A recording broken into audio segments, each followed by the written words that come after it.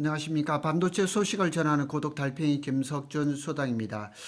HBM을 개발했던 HBM의 아버지라고 말씀 이렇게 하고 있는 카이스트의 김정호 교수님께서 HBM 다음은 HBF다 이렇게 말씀을 하시고, HBM을 개발했던 데는 굉장히 오랫동안 걸렸지만 HBF가 상용화되고 자리를 잡을 것은 상당히 짧을 것이다 이렇게 말씀을 하셨습니다. 그리고 이 HBM에는 약간의 한계 있습니다. 그게 뭐냐면 용량입니다. 왜 그러냐면 인공지능 반도체 시장이 학습에서 추론으로 넘어가면서 스토리지, 저장 장치가 굉장히 중요하게 됐던 것입니다. 그런데 이제 말씀하시는데 HBM에서 HBF로 그 말씀을 많이 하셨는데 샌디스크 주가는 왜 폭등하고 있는 걸까요? 오늘은 HBM하고 HBF에 대해서도 제가 몇 번을 말씀을 드렸기 때문에 그 부분은 간략하게 말씀을 드리고, 샌디스크 주가가 왜 그렇게 폭등하고 있는지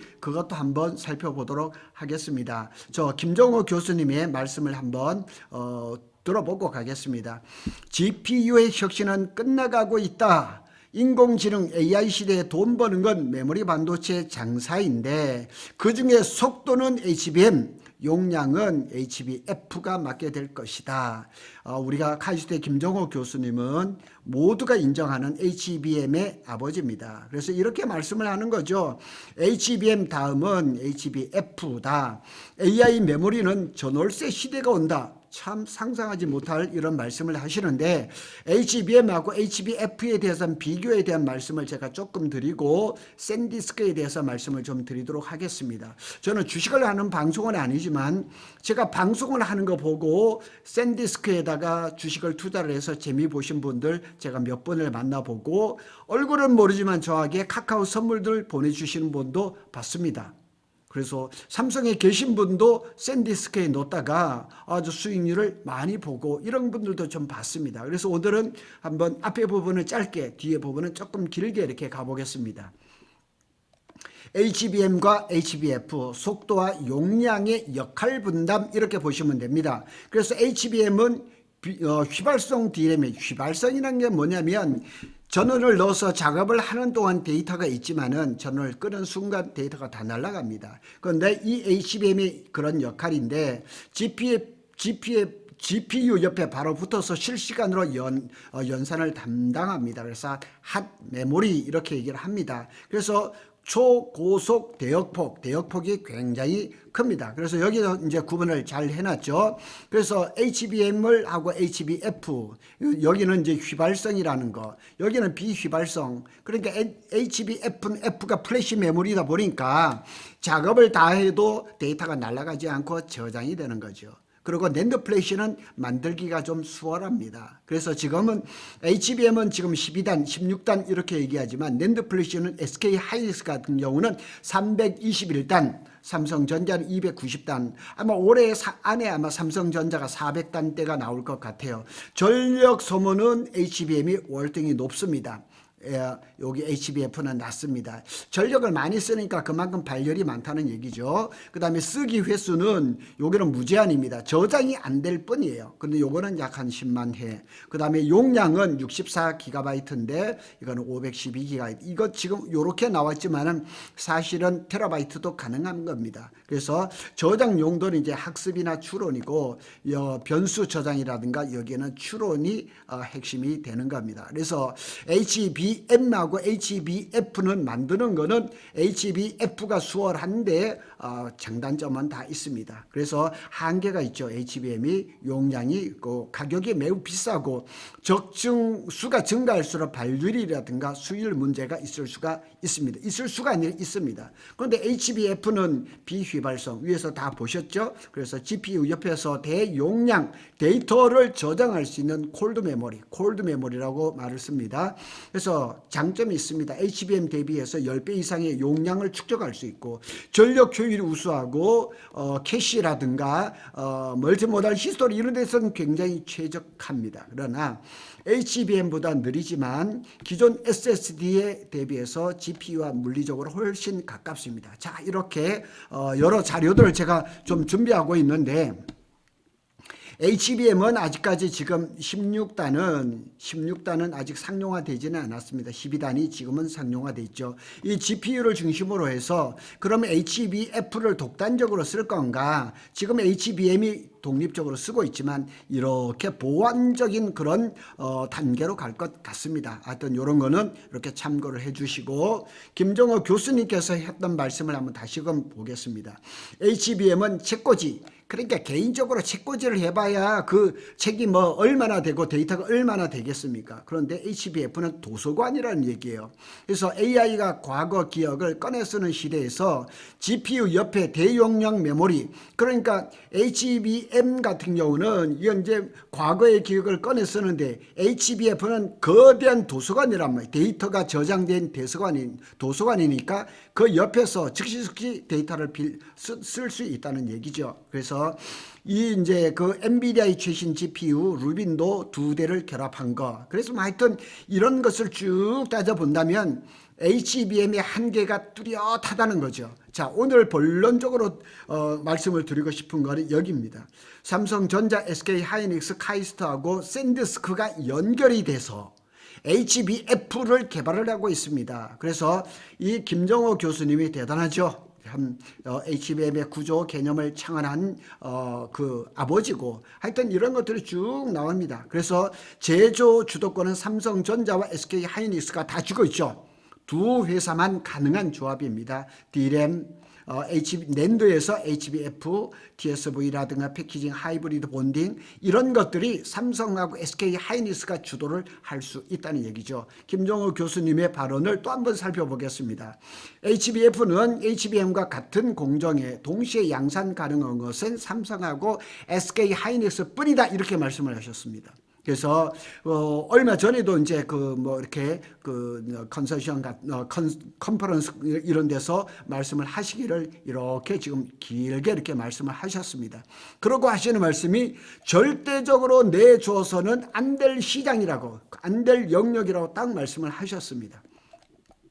그리고 이제 HBF의 상용화 시점은 내년 말에서 28년 정도 것이다, 이렇게 얘기를 하고 있습니다. 그래서 SK하이닉스는 샌디스크와 협력해서 27년 말 시제품을 공개할 예정이고, 삼성전자도 독자 개발을 이어가고 있다. 삼성전자는 최종 성능을 좌우하는 베이스 다이를 직접 설계할 수 있어서 유리하다. 삼성이 유리하다는 얘기가 베이스 다이 자체 파운드리를 갖고 있기 때문에 그런 얘기를 하는 겁니다. 그래서 특히 삼성전자는 베이스 타일을 자체 설계 가능하기 때문에 시스템 통합력이 우위이다. 그래서 지금 HBM에서는, 이 엔비디아에서는 지금 단순히 HBF를 만드는 것보다는 통합한 이런 솔루션을 원하는 겁니다. 자, 그래서 낸드 쪽의 핵심 파트너인 샌디스크는 이 플래시 메모리 SSD를 만드는 글로벌 5위 회사입니다. 스몰 마켓입니다. 우리가 잘 아는 뭐 이렇게 USB 이런 만드는 회사인데, 작년에 SK하이닉스하고 8월쯤에 이 HBF하고 MOU를 맺었습니다. 그러면서 주가가 떡상을 했습니다. HBF는 HBM 방식의 낸드입니다. 고성능 낸드 설계 역량이 필수적인데, 조 샌디스크가 삼성하고도 어떤 협약을 맺은 것 같아요. 그래서 샌디스크가 이제 재평가를 받는 이유는 AI 데이터 센터 스토리지 저장 장치가 폭발하기 때문에 이 샌디스크가 어떤 그런 것에 아마 특별한 기술이 있는 것 같습니다. 그래서 HBF는 스토리지와 메모리의 경계를 허무는 기술이다, 이렇게 얘기를 하고, 기존 SSD에서 GPU 근접한 HBF로 밸류체인이 이렇게 이동하는 그런 단계다, 이렇게 보면 되겠습니다. 그래서 정리하면 카이스트 이제 설계를 하죠. 이제 김정호 교수님께서 삼성하고 SK하이닉스가 양산하고 패키징을 하죠. 거기에 샌디스크의 낸드 기술이 들어가는 거죠. 이 삼각구도가 HBF 생태계를 그 실체라는 얘기죠. 이런 부분들도 제가 다 이게 올려놨습니다. 샌디스크의 주가가 얼만큼 갈까요? 제가 주식하는 방송은 아니지만은, 제가 작년에 샌디스크의 주가를 얼마에서 봤냐면 200이 될까 말까 할 때 그때서부터 왔습니다. 자, 중요한 포인트는 가격이 아닌 구조라는 거예요. 먼저 전제를 분명히 할 것은 특정 목표주를 단정하는 것은 위험합니다. 그래서 대신 시장 논리가 허용하는 범위에서 시나리오를 써봐야 합니다. 샌디스크 주가입니다. 1년입니다. 1년.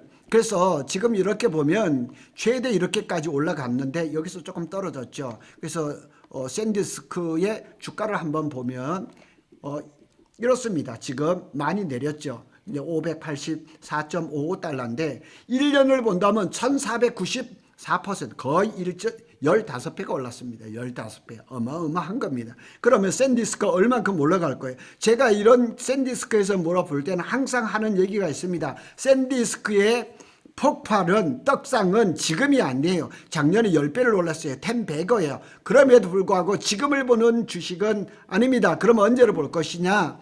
27년도 아닙니다. 2, 3년 후를 바라보는 주식이라는 거죠. 그러면 지금 오늘 같은 경우는 이렇게 많이 떨어졌을 때 지금 뭐 미국의 나스닥 이런 데서 주가가 많이 떨어져서 그 영향이겠죠. 그래도 그 영향으로 본다 그러면 샌디스크 주식을 매입을 하는 것은 괜찮다 이렇게 생각할 수가 있죠. 현재 주가 급등의 정당한 이유는 낸드가 슈퍼사이클인데 또 재진입을 했죠. 그리고 AI 데이터 센터가 거기에 또 SSD가 많이 들어갑니다. 여기 HDD 하드디스크가 들어갔었는데 지금은 낸드가 들어갑니다.